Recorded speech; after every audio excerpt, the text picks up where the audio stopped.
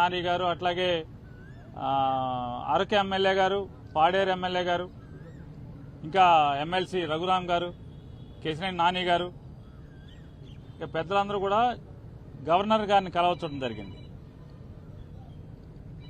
Counting అయిపోయిన తర్వాత, ఎన్నికల లెక్కింపు అయిన తర్వాత ఈ ఆంధ్రప్రదేశ్ రాష్ట్రంలో జరుగుతున్నటువంటి బీహార్ తరహా కిరాతకాలు, బీహార్ తరహా హింసా రాజకీయాలు ఇవన్నీ కూడా గవర్నర్ గారి దృష్టికి తీసుకెళ్తామైంది.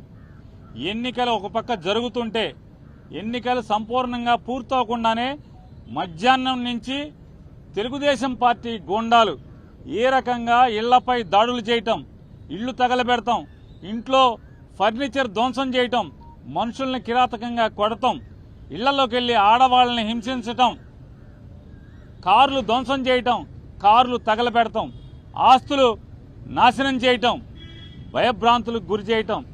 అంటే తెలుగుదేశం పార్టీ అధికారంలోకి వస్తే ఎర్ర పుస్తకంలో, అంటే ఎర్ర పుస్తకంలో ఏం రాసుకున్నారా అంటే, మేము హింస కోసమే, ఈ కక్ష తీర్చుకోవడం కోసమే, మాకు వ్యతిరేకంగా వైఎస్ఆర్ కాంగ్రెస్ పార్టీ ఎవరు జెండా పట్టుకుంటే వాళ్ళనల్లా కిరాతకంగా హింసిస్తాం, వాళ్ళ ఆస్తులు ధ్వంసం చేస్తామనేటువంటి దానికోసమే అధికారంలోకి వచ్చినట్టుగా ఇవాళ వాళ్ళు ప్రవర్తిస్తున్నారు. ఇవన్నీ గవర్నర్ గారికి చెప్పినప్పుడు ఆయన ఆశ్చర్యపోయారు. ఏంటి ఇంత కిరాతకంగా జరుగుతుంటే పోలీసు పట్టించుకోవట్లేదా అని చెప్పినారు.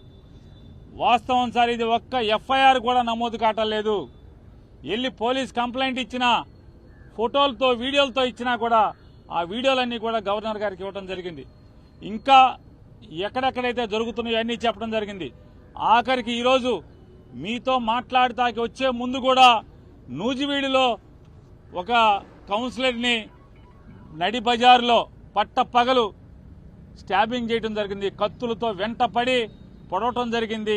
పోలీసు సాక్ష్యంగా, పోలీసులు ఆ పక్కన ఉన్నా కూడా పోలీసుల ముందే స్టాబింగ్ చేసిన, కత్తులతో పొడిచినా కూడా పోలీసులు ఆపిన పరిస్థితి లేదు. కనీసం కేసు పెట్టినటువంటి ఇంతవరకు కూడా దాఖలాలు కాలేదంటే గవర్నర్ గారు ఆశ్చర్యపోయి, ఖచ్చితంగా నేను డీజీపీని పిలిపిస్తాను, ఇవన్నీ కూడా గట్టిగా విచారణ చేస్తాను మీరు అంటే మేము ఆయనకి వీడియోలతో సహా ఇవ్వడం జరిగింది, ఫోటోలతో సహా ఇవ్వడం జరిగింది. అవన్నీ కూడా ఆశ్చర్యపోయి అన్నీ కూడా మేము ఫోన్లో కూడా కొన్ని చూపించాం, వీడియోలు ఎలా ఉన్నాయో. ఇంకా మా దగ్గర చాలా వీడియోలు ఉన్నాయండి అని చెప్తే అవన్నీ కూడా మా సెక్రటరీ గారికి పంపించండి, నేను చూస్తాను, వెంటనే యాక్షన్ తీసుకుంటాను. పోలీసుని గెలిపోవటంలు అనేవి సహజంగా ఉంటాయి, కానీ ఈ రకంగా కిరాతకం, ఈ రకంగా హింసా ప్రవృత్తి, ఈ రకంగా విధ్వంస ధోరణి అనేది చేస్తే ఇంకా ప్రభుత్వం ఎలా ఉన్నట్టా లేనట్టా, ఇది డెమోక్రసీ కదా అని చెప్పి ఆయన చెప్పడం జరిగింది. ఆయనకి కూడా సోదాహరణంగా వివరించాం. ఇంకా ఎక్కడెక్కడ సంఘటనలు జరుగుతున్నాయో, ఎక్కడెక్కడ అన్ని వీడియోల్ని, ఫోటోల్ని అన్ని ప్రతిదీ కూడా ఆయనకి పంపిస్తామని చెప్పాం. ఖచ్చితంగా పంపించండి, నేను యాక్షన్ తీసుకుంటాను, కంట్రోల్ చేస్తానని చెప్పని చెప్పారు. అలాగే ఆంధ్ర రాష్ట్ర ప్రజలకు కూడా తెలియజేస్తున్నాం, గవర్నర్ గారికి ఏది చెప్పామో మీకు కూడా అదే చేస్తున్నాం. ఇవాళ అంటే 4వ తారీఖు మధ్యాహ్నం నుంచి ఏ రకంగా తెలుగుదేశం పార్టీ హింస ప్రవృత్తితో చెలరేగిపోతుందో, హింసను ఏ రకంగా ఈ ఆంధ్ర రాష్ట్రం మీద ప్రజ్వలింపజేస్తున్నారో, అంటే వాళ్ళు గెలిచింది ఈ రకంగా ధ్వంసకాండ కోసమా, ఈ రకంగా హింసాకాండ కోసమా ఇవాళ ప్రజలు ఓటేసిందా చంద్రబాబు నాయుడు గారికి, కూటమికి అని చెప్పని మేము మీ ద్వారా, ప్రజల ద్వారా ఇవాళ తెలుగుదేశం పార్టీని, కూటమి నాయకుల్ని హెచ్చరిస్తున్నాం. ఈ రకంగా మీరు ప్రోత్సహిస్తే ఈ సంస్కృతిని, బీహార్ సంస్కృతిని ఆంధ్ర రాష్ట్రంలో కనుక మీరు బీజం నాటితే ఎల్లకాలం మీరేం ఉండరు కదా. అంటే ఈ రాష్ట్రానికి కొత్తగా ఏం సంస్కృతి తీసుకొస్తున్నారు మీరు అంటే ఈ అందుకోసమే జగన్మోహన్ రెడ్డి గారు కూడా ఈ ఎక్కడెక్కడైతే రాష్ట్ర వ్యాప్తంగా 26 జిల్లాల్లో హింస ప్రజ్వలిల్లుతుందో, ఈ భీకరంగా ఈ